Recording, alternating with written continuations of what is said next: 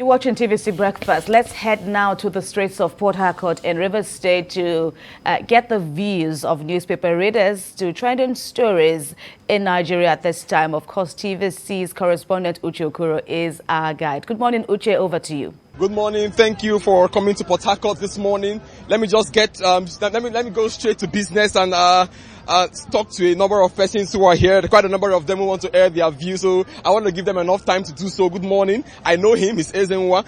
Good morning to you. Let's just talk about the headlines straight away. Which of them would you want to air your views on? Okay. Good morning.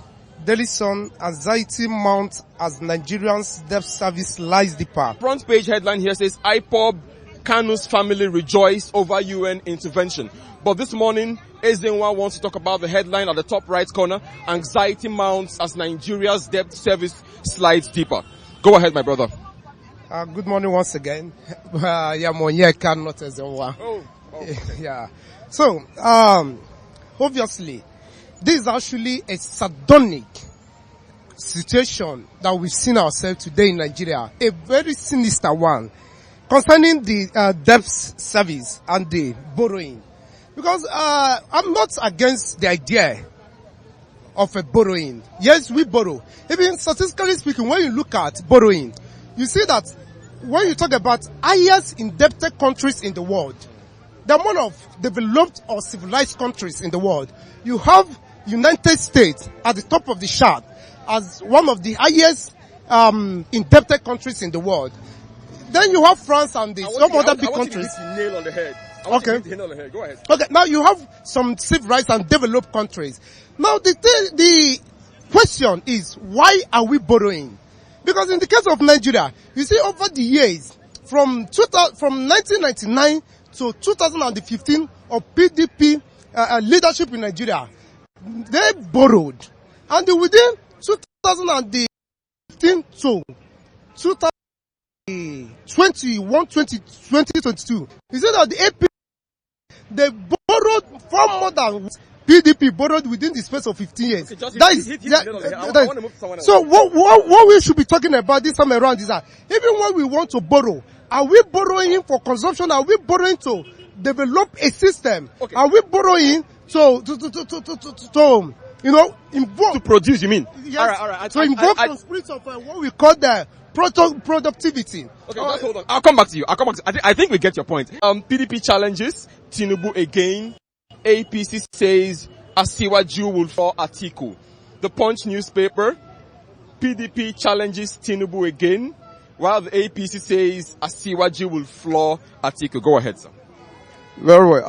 I think that I was actually very encapsulated, when I saw the headlines, because Nigeria as a multi-ethnic, a kind of religious nation, has to produce a leader that is capable of transforming the nation, especially the way we've actually, where we've seen ourselves today. And so when PDP comes out to challenge Tinubu, I think it is a good one, because for a leader to lead a country like Nigeria, one, you must be intellectually balanced. Two, you must be physically credible. Three, then you must have that leadership quality. And so I want to say that for a leader to come out to say, I want to lead Nigeria, you must be credibly a kind of and structurally convincing. And so we need a leader that, one, from possibly a head challenge where you can even stand up for like 10 to 15 minutes to actually deliver possibly a sermon or deliver anything to your people. Now I have to move to someone else. We don't have that much time. I want to talk. Oh, you want to say something? All right, come this way. Don't go anywhere. Possibly I may come back to you if we have enough time. All right, good morning to you, sir. What's your name? I'm Dr. Francis Oji Ndubusi Uduma. Oh, Dr. Francis Oji. You have a number of national dailies here, so pick at random. Which of them you want to talk about? Yeah, I just want to add to what somebody was talking about I'll hold it for you. Anxiety mountain as Nigeria's debt service slides deep. That's the Daily Sun. Yeah, that's the Daily Sun. Also talking about defactoring. Okay, I'm actually an economist and an accountant, and what I want to actually stress there is the aspect of financial regulation.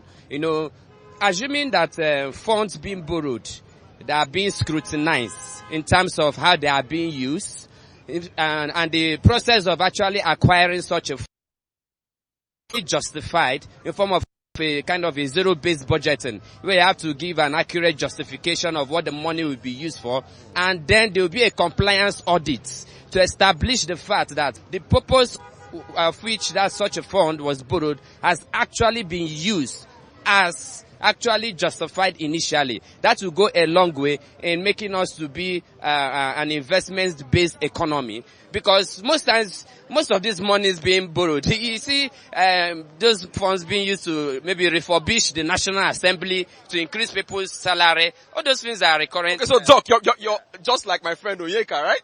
You see, your problem isn't borrowing money. Your problem is what the money is being used for, right? All right, just hold on.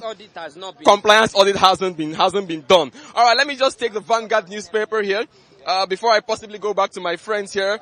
Tension in INEC, front page. Infighting threatening 2023 elections. Uche Okoro there braving the odds, especially with unreliable, and we could see that much from our end there, how the visuals weren't so great. Of course, gives a sense of how network can be unpredictable this Monday morning. But I still got some takeaways from some of the readers who gave insights onto topical issues of the day.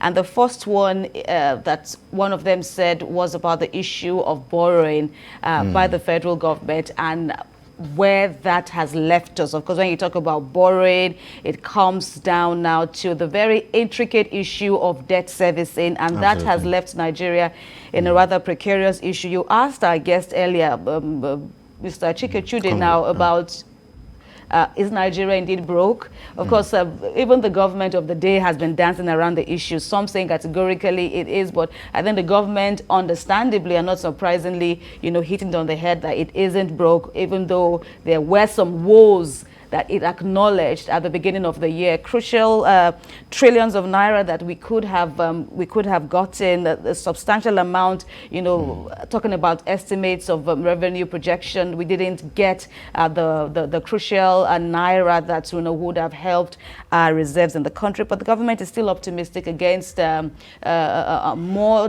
dire predictions by analysts about where we could head if care isn't taken. Yes, Kemi. And these figures are really very scary. It's interesting to see that Nigerians are very particular about not just the fact that the country is borrowing. We could argue that even the best countries of the world argue, even the most stable countries of the world argue. But they're also concerned about what exactly are we borrowing for? And that question has been directed to the government over and over again. What are we borrowing for? It is okay, analysts and financial experts have said, to borrow if you're borrowing to fix your infrastructure and put some things in place that will help you generate income. But then when you have to borrow for very silly things, in quote, I must say, when you have to borrow to pay salaries, you have to borrow for things that are not probably essential or considered as structures that will help improve your economy.